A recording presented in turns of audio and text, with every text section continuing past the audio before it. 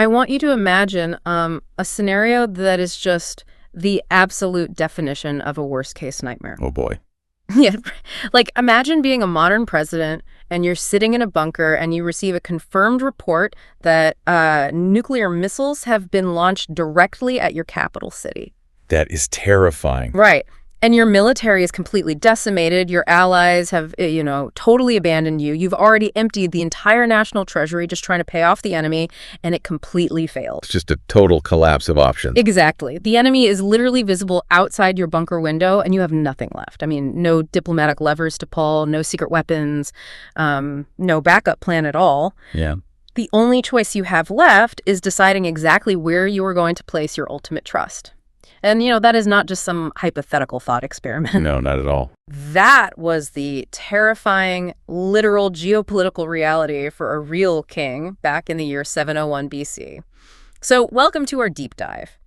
Today we are opening up historical records, archaeological cylinders, and the biblical text of 2 Kings chapter 19 to look at one of the most stunning, unexplainable military turnarounds in human history. And we are doing this by really cross-referencing an incredibly rich stack of sources. We aren't just reading the traditional King James version of the biblical text alongside modern translations like The Message. Right. We're going deeper than that. Exactly. We are actively cross-examining those accounts with secular historical artifacts. Like the Assyrian Taylor Prism, which is fascinating. Oh, it's incredible. And we're diving into the theological commentaries that analyze the human psychology, the ancient military tactics, and the unseen spiritual warfare of this specific siege. So to really understand the miracle of this story, we have to spend some time understanding the monster that was waiting outside the gates of Jerusalem. Yes, the Assyrian war machine. Right. So the year is roughly 701 BC. We were talking about the Neo-Assyrian Empire. And from everything in the research, this wasn't just like a tough neighboring country. Not at all. This was a terrifying, truly unstoppable military juggernaut that just wiped entire civilizations off the map. They were the undisputed superpower. Yeah. And they had already destroyed the northern kingdom of Israel. Now they were suffocating the southern kingdom of Judah. King Hezekiah of Judah is trapped inside Jerusalem. But to grasp the stakes here, what exactly made the Assyrian army so uniquely terrifying to the ancient world? Well, the Neo-Assyrian Empire, which was operating primarily out of their massive capital city of Nineveh, was the dominant world power from approximately 900 to 600 BC. Okay, so a 300-year reign. Yeah, a massive chunk of history. And their reputation was built on a very specific, highly calculated military doctrine. Which was? Psychological terror. Yeah. They didn't just want to defeat an enemy army on the battlefield. They wanted to make such a gruesome public example of a conquered city that the next 5 cities down the road would simply, open their gates and surrender without firing a single arrow. So give me an example of the mechanics of that. Because, ancient warfare is always brutal, right? Oh, sure. But the sources emphasize that Assyria took it to a completely different level. How did they actually operate when they besieged a city? Their siege tactics were basically an industrial machine. If a city refused to pay tribute, the Assyrians would surround it, cutting off all food and water. Standard siege stuff so far. Right, but then they built massive siege ramps out of dirt and stone right up to the city walls. And they'd roll up these heavy battering rams covered in leather hides. Like ancient tanks. Exactly like ancient tanks. But the real terror came from what happened after the walls fell. You see, Assyrian kings meticulously documented their brutality on stone reliefs in their palaces. Wait, they bragged about it? Oh, they carved it into stone so everyone would see it. They would flay enemy leaders alive. Oh my gosh. Flay them, like skin them. Yes, skin them alive and then pin their skins to the city walls.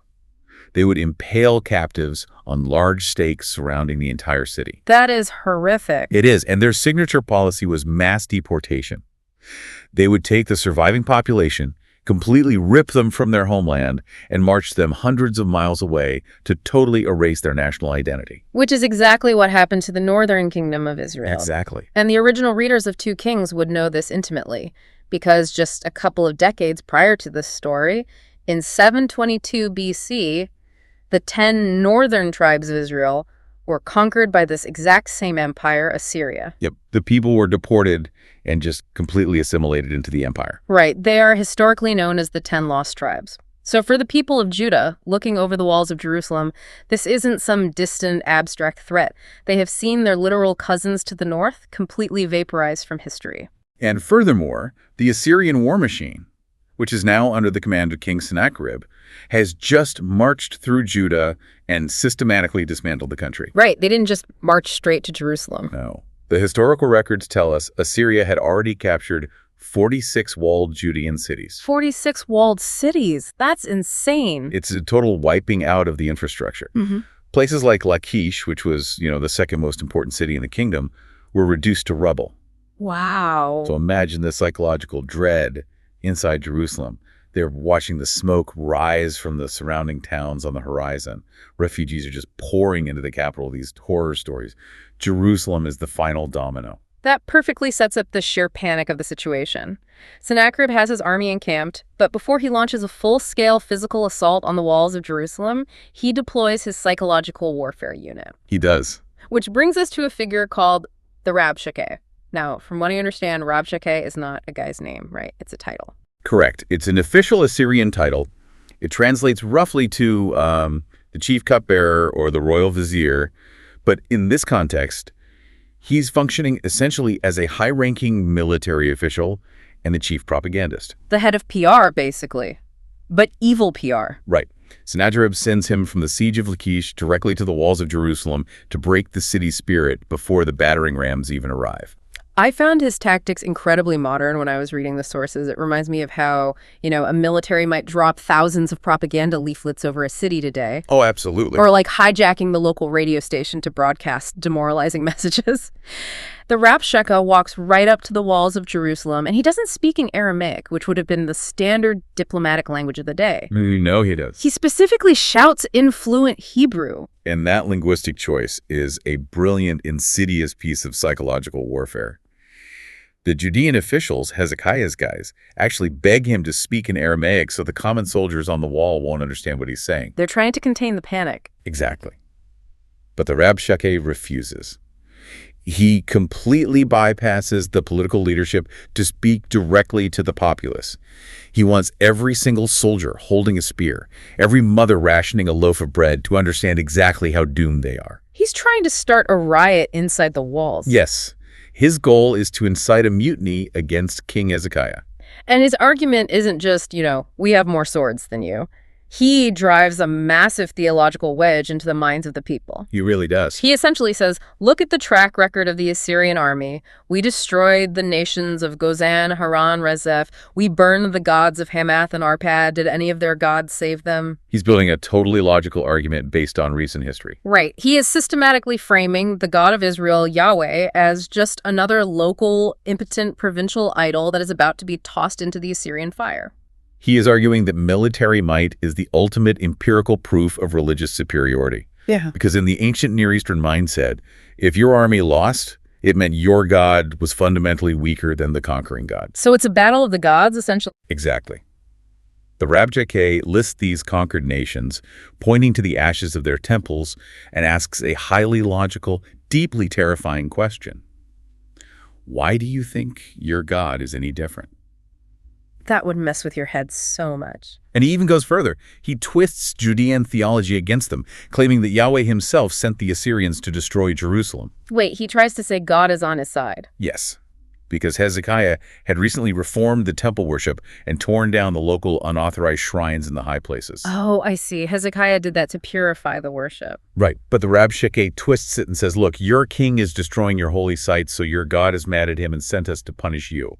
Man, that is a masterclass in gaslighting. He tells the people, your king has doomed you and your God is the one who sent me. It is completely designed to create total paralysis. Total paralysis. So how does a political leader even respond to that? Your capital is surrounded, the enemy has captured 46 of your cities, and now they are screaming blasphemies in your native language to your starving citizens. It's the ultimate crisis of leadership. Right. Conventional political wisdom would dictate you call a war council, or you start drafting a treaty of unconditional surrender to save your own skin. But what Hezekiah does in the first few verses of chapter 19 is really jarring. It is. When King Hezekiah receives the report of what the Rabshakeh said, his immediate response is a profound, visceral, physical act. The text says he tears his royal robes and covers himself in sackcloth. Okay, hold on. I want to pause here and look at this from a political lens. He is the king. Yeah. During a siege, morale is everything. Shouldn't he be, I don't know, putting on his armor, riding a horse through the city and projecting absolute strength? Tearing his clothes and putting on sackcloth looks like an admission of total defeat. Isn't that just political suicide? From a purely secular strategic viewpoint, it looks disastrous. Yeah, it looks weak. But you have to understand what sackcloth represented. Hmm. Sackcloth was this coarse, scratchy garment woven from black goat hair. Sounds incredibly uncomfortable. Extremely uncomfortable. And it served as the universal ancient symbol for intense mourning, utter humiliation, and deep repentance. By stripping off his royal silks, his purple dyes, and all the symbols of his sovereignty, Hezekiah is publicly abdicating his human authority. Wow. But here's the key. He isn't surrendering to Assyria. He's surrendering to God. Exactly.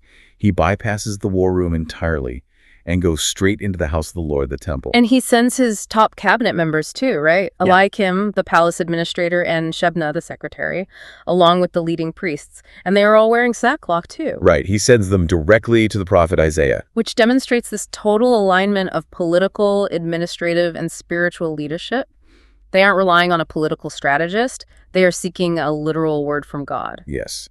And the message Hezekiah sends to Isaiah contains a vivid, deeply disturbing metaphor. Oh, I wanted to ask about this. In verses 3 and 4, Hezekiah says, "This day is a day of trouble and of rebuke and of blasphemy. For the children are come to the birth, and there is not strength to bring forth." It's a very striking image. Yeah, I spent a lot of time looking at this specific phrase. Out of all the metaphors a king could use while his city is surrounded by a bloodthirsty army, why use the imagery of a woman in labor who lacks the strength to deliver her baby? It feels so uniquely specific. What are the actual mechanics behind this metaphor? Well, you really have to view it through the lens of ancient medicine. In antiquity, childbirth was one of the most dangerous events in a human life. Right, no modern hospitals. Exactly. A prolonged labor where the mother simply ran out of physical energy wasn't just, a difficult medical complication. It was fatal. It was an absolute death sentence. If the mother lost the vital capacity to push the child out, both she and the baby would die in excruciating pain. There was no surgical intervention available, no emergency C-sections. Oh, wow. By using this metaphor, Hezekiah is perfectly encapsulating the state of the kingdom of Judah. He's saying they have reached the absolute maximum limit of human endurance. They have tried literally everything. I mean, they paid Sennacherib tribute earlier, trying to buy him off. Right, they gave him gold from the temple doors. Yes, Right. and they fortified the walls. They did all the prep. But the result is total, complete exhaustion. Hezekiah is admitting the absolute bankruptcy of human statecraft. They are at the point of death. The crisis has peaked, and they have zero strength left to save themselves. It is the ultimate diagnostic realism. He's not sugarcoating it. Not at all. But Hezekiah anchors a tiny sliver of hope on one crucial detail. He notes the Rabshakeh didn't just threaten the city, he actively blasphemed the living God. That's the pivot. Right. Hezekiah tells Isaiah, "It may be the Lord thy God will hear all the words of Rabshakeh and will reprove the words." Hezekiah is hoping that God will defend his own honor. And God's response through the prophet Isaiah is immediate, like there's no delay. None. Isaiah doesn't tell them to go sharpen their swords or ration the grain. In verses 5 through 7, Isaiah tells the king's delegation, "Be not afraid of the words which thou hast heard." But what really caught my attention was the specific language God uses to describe the terrifying Assyrian military command. Yes. The text reveals a stunning divine perspective here. The Rabshakeh has just presented Assyria as this invincible, world-devouring force. A completely unstoppable monster. Right. But when God speaks through Isaiah, he refers to the Assyrian officials using the Hebrew word narai. And what does that translate to? It translates closer to boys, youths, or errand runners. The Message translation famously renders it bootlicking errand boys. That is an incredible insult. I mean, Sennacherib views himself as a god king, a global titan, and God looks at his most elite psychological warfare operatives and essentially calls them a bunch of noisy toddlers. It's amazing. It completely shrinks the enemy down to size. It does. God isn't intimidated by the Assyrian war machine, not even a little bit. And notice the mechanism of deliverance God promises. He doesn't say, "I will give your soldiers super strength to defeat them in hand-to-hand combat." No epic movie battle. No. God says, Behold, I will send a blast upon him, and he shall hear a rumor, and shall return to his own land, and I will cause him to fall by the sword in his own land. So he just promises to dismantle this massive siege with an internal panic, a rumor, and an eventual political assassination back home. Just a rumor and a spirit of fear. That's all it takes for God to unravel an empire. Okay, so Hezekiah receives this prophetic word of comfort, and you would think the tension would break, but instead the geopolitical situation actually escalates. It gets worse before it gets better. Yeah, while the Rabshakeh was shouting at the wall, Sennacherib was moving his main forces. He left the ruins of Lachish and is now warring against the city of Libnah. And then, right on cue with the prophecy Isaiah just gave, Sennacherib hears a rumor. Intelligence reaches the Assyrian camp that Tirhakah, the king of Ethiopia, often referred to as Cush in the texts, is marching an army north to engage him. Now, I need to pause you there because I was confused by this. Why is the king of Ethiopia marching an army through Egypt to fight in the Levant? What is the historical context of Tirhakah? It's a crucial piece of the geopolitical puzzle of the ancient world. At this time in history, Egypt was ruled by its 25th dynasty. And this dynasty was comprised of Cushite, or Nubian, pharaohs from the south. Tirhakah was a highly prominent military commander of this dynasty. He would eventually become pharaoh. Now, Egypt and Assyria were the two massive superpowers of the ancient world. Like the U.S. and the Soviet Union during the Cold War. Exactly. And the tiny kingdoms of the Levant, like Judah, were the buffer states caught right between them. Egypt didn't want Assyria getting too close to its borders, so Tirhakah is marching his massive army north to push the Assyrians back. Okay, so put yourself in Sennacherib's sandals for a second. He is trying to besiege Jerusalem. Suddenly, his scouts ride up and tell him a massive Egyptian Cushite army is coming up fast right behind him. That is a terrible tactical position to be in. Right. He is facing the very real, terrifying tactical threat of a pincer movement. He could get trapped right between the heavily fortified walls of Jerusalem in front of him and a fresh, massive army coming from the south. He absolutely cannot afford a long, drawn-out siege at Jerusalem anymore. No, he needs Hezekiah to surrender immediately so he can secure his rear flank and deal with the Egyptians. The pressure is entirely on Sennacherib now. The clock is ticking. And because he is pressed for time, he escalates his tactics. The shouted threats at the wall by the Rabshakeh didn't work. Judah didn't riot. Right. So he sends a direct, written ultimatum, a physical letter straight to King Hezekiah. And the rhetoric in this physical letter crosses a profound theological line. He moves from just mocking Judah's army to explicitly calling the God of Israel a liar. Yes. In verse 10, the letter reads, "Let not thy God in whom thou trustest deceive thee, saying, Jerusalem shall not be delivered into the hand of the king of Assyria." It's breathtaking arrogance. He is literally telling Hezekiah, your God is a deceiver. He is stringing you along. He is giving you false hope. It is the absolute zenith of human hubris. Yeah. Sennacherib writes out a full catalog of his ancestors' destructions in this letter. He lists the kingdoms they annihilated and the gods they threw into the fire. Just a resume of death. Exactly.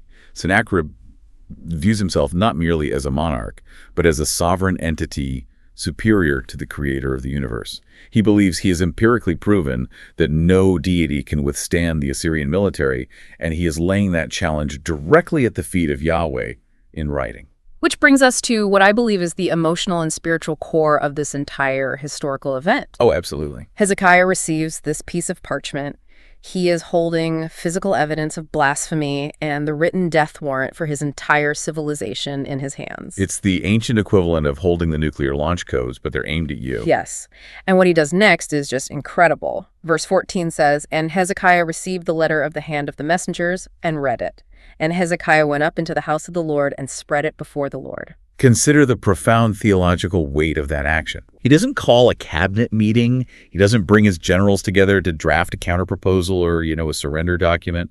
He takes this physical threat, walks up to the altar of the temple, and literally spreads the letter out in the presence of God. It's an absolute surrender of human control. It reminds me of an analogy I was thinking about. It's like a child who is being relentlessly bullied by an older, stronger, just vicious kid at school. Okay, I like this. And the bully hands the child a highly detailed, threatening note saying exactly how he's going to destroy him after class. Just spelling it out. Right. The child knows he cannot win a physical fight. He's completely outmatched. So instead of trying to fight, and instead of, hiding the note in his locker out of fear, he runs straight home, walks into the kitchen, and lays that threatening note right on the table in front of his powerful father. That's powerful. He says, "Dad, look at what this guy is saying about our family." Right. By taking the letter into the temple, Hezekiah is shifting the burden off his own shoulders entirely. He is making it God's problem. That analogy perfectly captures the relational dynamic here. Hezekiah is acknowledging that the crisis has totally transcended human intellect or military strategy. The temple, in ancient Israelite theology, was the physical intersection of heaven and earth. Right, the meeting place. By spreading the letter there, he is actively entering into the courtroom of heaven and presenting Exhibit A. And the prayer that follows this, from verses 15 through 19, is just a masterclass in theology under extreme duress. Let's really break down the anatomy of that prayer because it is so different from how people naturally pray in a panic. Oh, it's very structured. He starts with pure adoration. He addresses God as the one who dwells between the cherubims, which refers to the physical Ark of the Covenant in the temple. And he proclaims him as the sole creator. "Thou art the God, even thou alone, of all the kingdoms of the earth. Thou hast made heaven and earth." So immediately, he is aggressively rejecting the polytheistic worldview that the Assyrians are operating under. Assyria believes there are thousands of localized territorial gods. Hezekiah establishes the fundamental reality right at the start of his prayer. No, there is only one God, and you made everything, which means you made the Assyrians too. You are sovereign over them. But then after the adoration, he moves into this phase of brutal realism. I found this fascinating because he doesn't engage in, toxic positivity. No, not at all. He doesn't pretend the Assyrian threat is an illusion. In verse 17, he says, "Of a truth, Lord, the kings of Assyria have destroyed the nations and their lands." He admits the factual basis of the enemy's threat. Exactly. He acknowledges that Sennacherib is highly capable and that his track record of destruction is absolutely real. He isn't denying the severity of the crisis or burying his head in the sand, but he follows that brutal realism with a vital theological distinction. Right. He says, yes, they cast the gods of those nations into the fire. Because they were no gods. They were just the work of men's hands, wood and stone. Brilliant. He completely deconstructs Sennacherib's logic.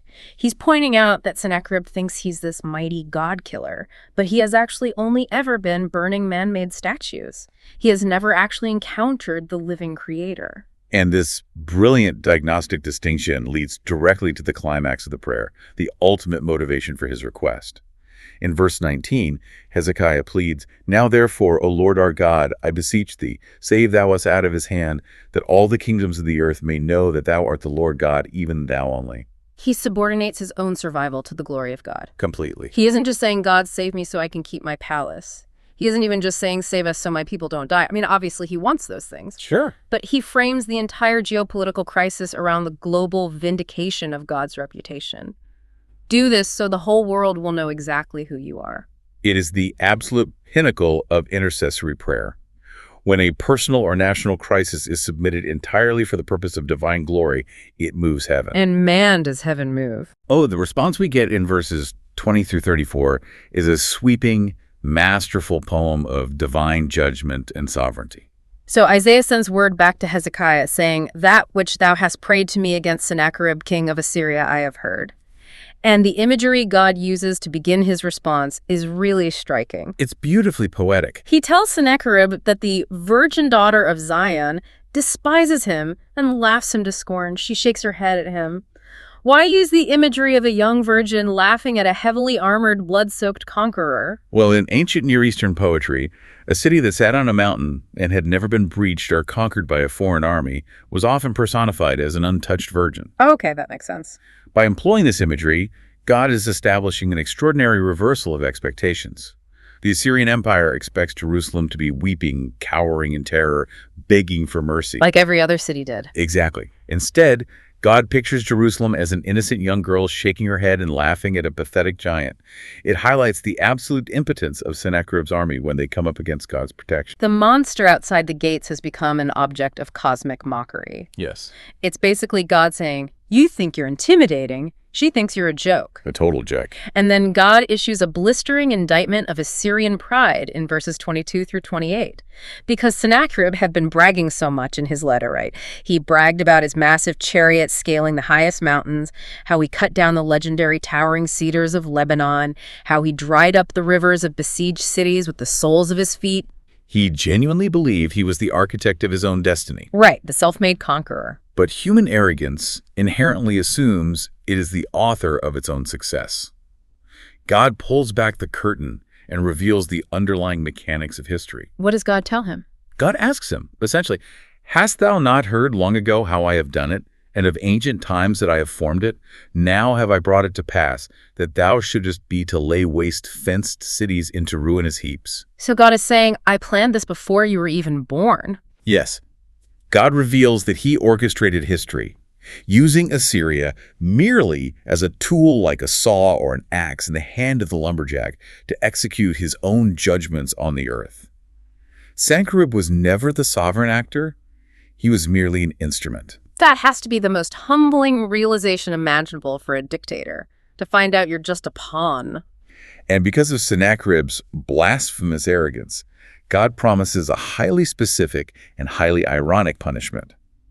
He says in verse 28, "Because thy rage against me and thy tumult has come up into mine ears, therefore I will put my hook in thy nose and my bridle in thy lips, and I will turn thee back by the way by which thou camest." I want to dig into that imagery, a hook in the nose. Yeah, that is not an abstract metaphor. It's not. No, it is a direct reference to Assyrian torture practices. Oh, wow. If you go to the British Museum today and look at the ancient Assyrian reliefs excavated from their palaces, you will see highly detailed carvings of their kings leading important political captives away. And what do they look like? The captives have literal hooks inserted through their noses or their lower lips, and those hooks are attached to a bridle held directly by the king. That is gruesome. It was their signature method of physical control and psychological humiliation.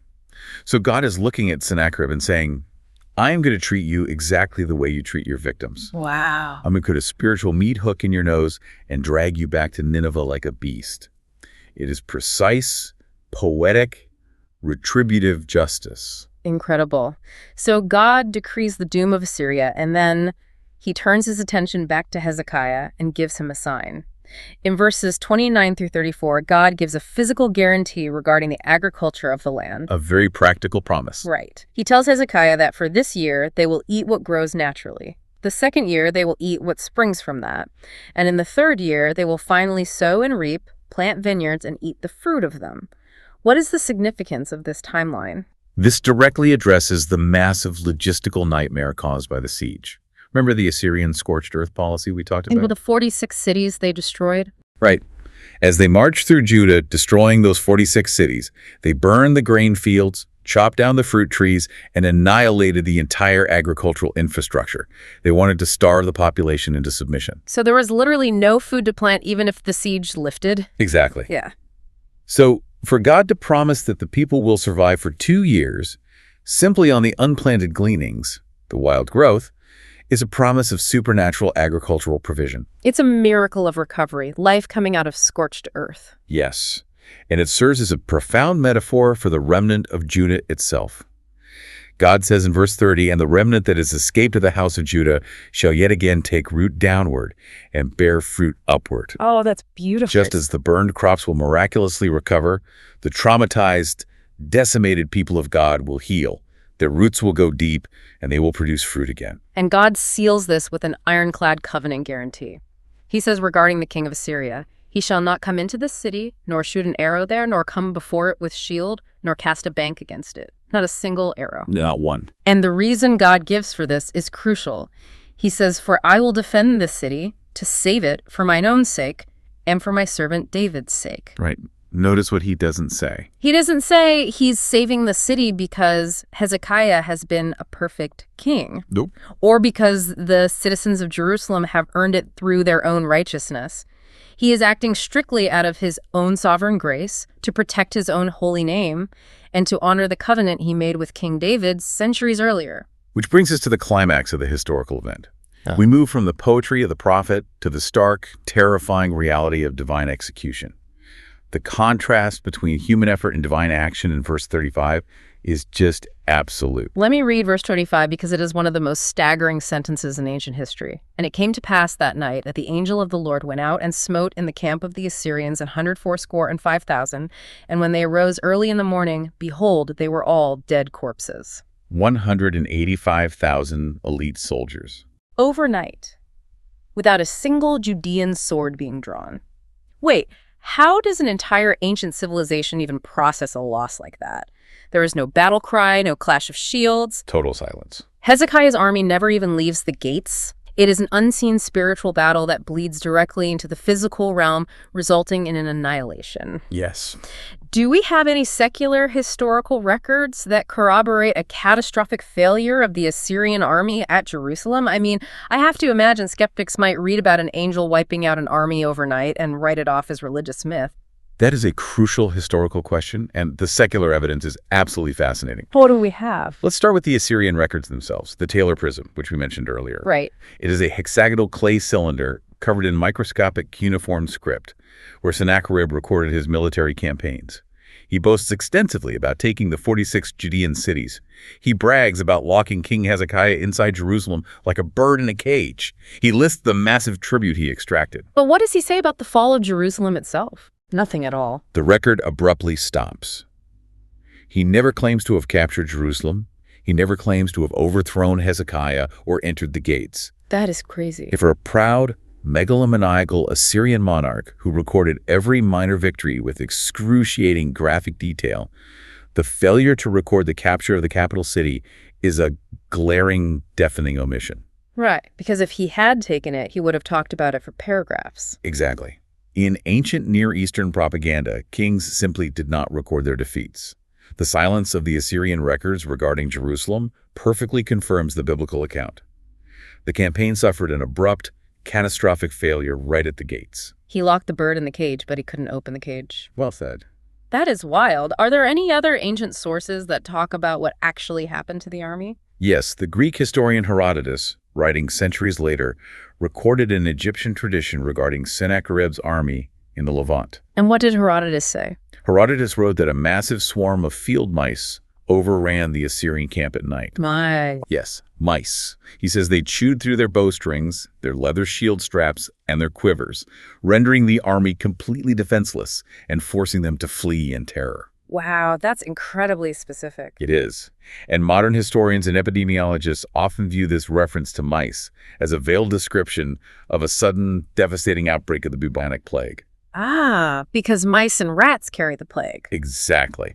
The plague is carried by rodents and can decimate a densely packed military camp overnight with terrifying speed. So whether the angel of the Lord used a sudden virulent plague or some other immediate mechanism of death, the historical result is the exact same. Yes, the unstoppable Assyrian war machine was broken in the dark, without human hands.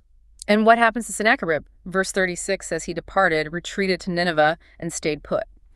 God put the hook in his nose and dragged him home just like he promised. But his ultimate end is deeply tragic, isn't it? It is the ultimate irony. We read in verse 37 that while Sennacherib was worshiping in the temple of his false god, Nisroch, he is assassinated by his own sons, Adramelech and Sharezer. His own kids. Yes. They murder him with the sword and flee to the land of Ararat, leaving another son, Esarhaddon, to take the throne. And again, secular history and Babylonian chronicles completely confirm this assassination by his sons. Think about the profound theological statement that makes. Sennacherib stood outside Jerusalem, sending letters mocking the God of Israel as impotent, claiming no deity could save Judah. Right. Yet he is murdered in the very act of bowing down to his own God, a God who was entirely powerless to save him from his own flesh and blood inside his own supposedly sacred sanctuary. The man who mocked the living God dies in the house of a dead God. Man, that's heavy. And that event solidifies this narrative as one of the most important in biblical history, which is why it is recorded in multiple places. Mm-hmm. The deliverance of Jerusalem is so central to the theology of Israel that it is found in 3 distinct Old Testament books. It is a cornerstone event. Right. In Isaiah chapters 36 and 37, we find an account that is nearly verbatim to what we just read in 2 Kings. Why copy exactly? What is the function of having it right in the middle of the book of Isaiah? In the literary architecture of Isaiah, this historical event serves as a critical hinge. How so? Well, Isaiah chapters 1 through 35 are largely prophecies of judgment, warning the people about the coming Assyrian threat. Then chapters 40 through 66 shift completely into prophecies of comfort, the Babylonian exile, and future redemption. Okay. Nestled exactly between them is this historical narrative. It serves as the physical historical validation of Isaiah's entire prophetic ministry. It proves, in physical space and time, that God is both the righteous judge of empires and the faithful redeemer of his people. It anchors the prophecy in reality. Precisely. And then we have a third account in 2 Chronicles chapter 32, but the chronicler adds some highly specific practical details that aren't in 2 Kings or Isaiah. He does. It's a very pastoral account. We see Hezekiah doing serious civil engineering before the siege even begins. He gathers his men to block the water springs outside the city to deprive the Assyrian army of water. I want to dive into the mechanics of that because blocking a spring sounds like throwing some rocks in a puddle, but historically, this was a massive undertaking, right? Absolutely massive. Jerusalem's main water source was the Gihon Spring, Okay.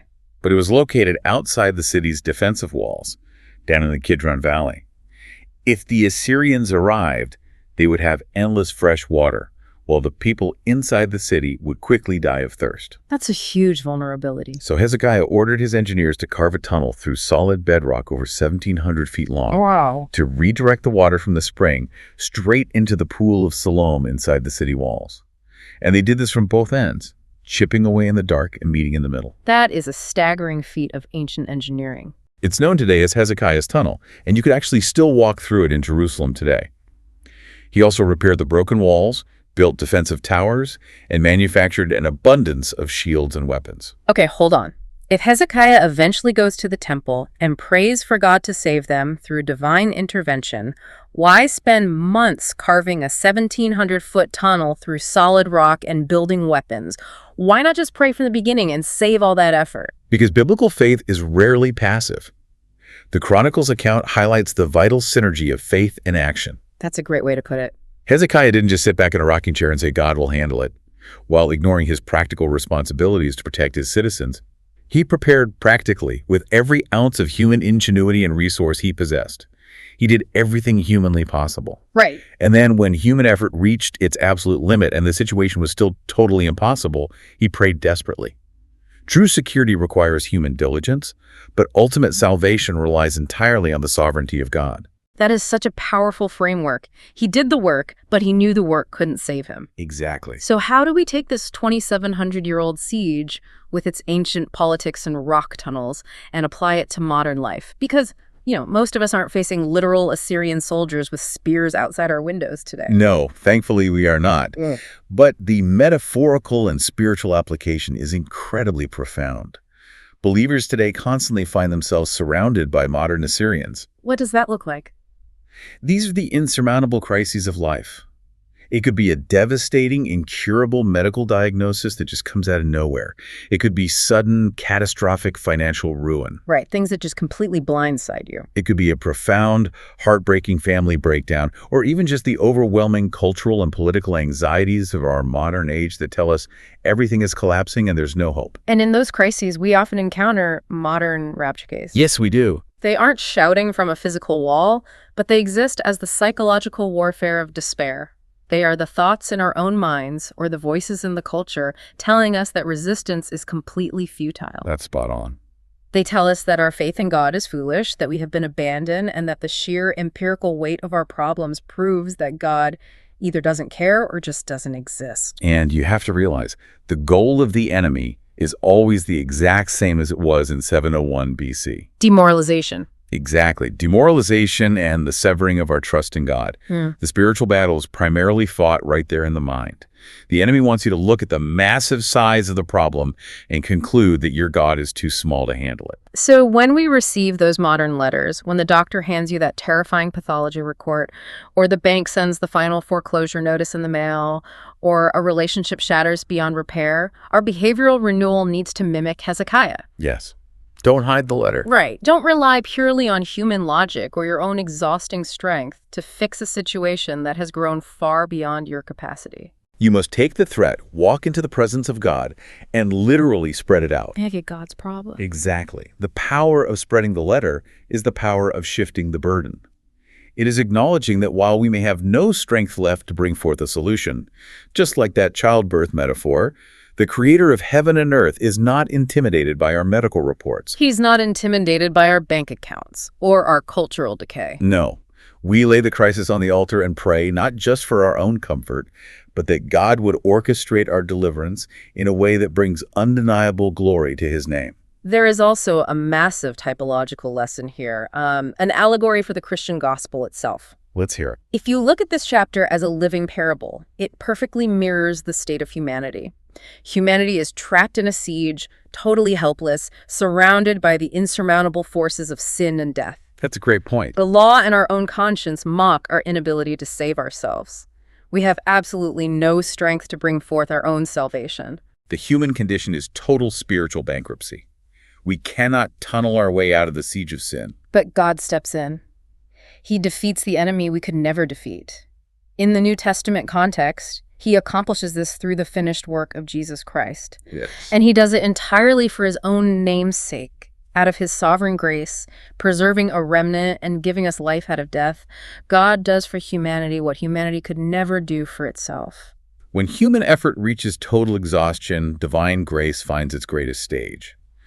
2 Kings 19 is an absolute masterclass displaying the triumph of faith over fear. It really is. It proves that God is intimately aware of the arrogance of the enemy, and he is more than capable of defending his people without a single ounce of human assistance. It is a profound encouragement to believers that the unseen spiritual reality is far more powerful than the terrifying physical circumstances staring them right in the face. Absolutely. As we close out this deep dive, I want to leave you, the listener, with one final provocative thought to mull over. We spent a lot of time talking about the irony of Sennacherib's death.